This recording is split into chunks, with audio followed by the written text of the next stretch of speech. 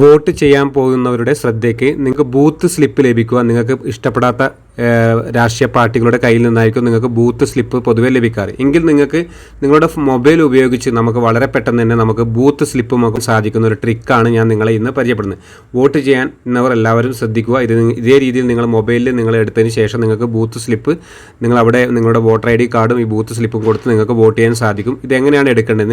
നിങ്ങളുടെ ഫോണിലെ messaging application നിങ്ങൾ ഓപ്പൺ ചെയ്യുക. അതിനുശേഷം ഇവിടെ പ്ലസ് ഐക്കൺ കാണാം. ഈ പ്ലസ് ഐക്കൺ ക്ലിക്ക് ചെയ്യുക.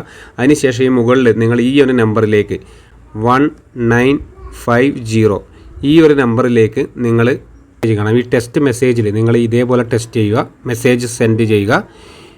ECI സ്പേസ് അതിനുശേഷം നിങ്ങളുടെ വോട്ടർ ID നമ്പർ നിങ്ങളുടെ വോട്ടർ ID നമ്പർ നിങ്ങൾ ഇതിൽ ടൈപ്പ് ചെയ്യുക. സ്പേസ് ഇട്ടതിന് ശേഷം വോട്ടർ ID നമ്പർ നിങ്ങൾ ടൈപ്പ് ചെയ്യുക. മെസ്സേജ് നിങ്ങൾ സെൻഡ് ചെയ്യുക.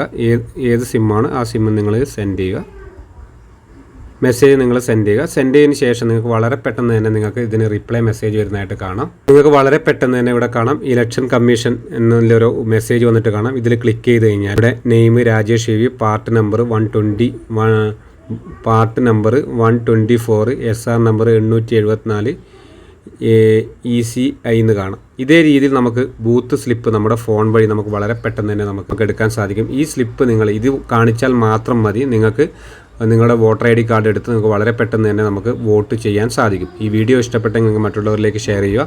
ഇതുപോലുള്ള ടെക് വീഡിയോ ലഭിക്കുവാൻ രാജേഷ് പൈനൂർ യൂട്യൂബ് ചാനൽ നിങ്ങൾ സബ്സ്ക്രൈബ് ചെയ്യുക. ഫേസ്ബുക്ക് പേജ് നിങ്ങൾ ഫോളോ ചെയ്യുക.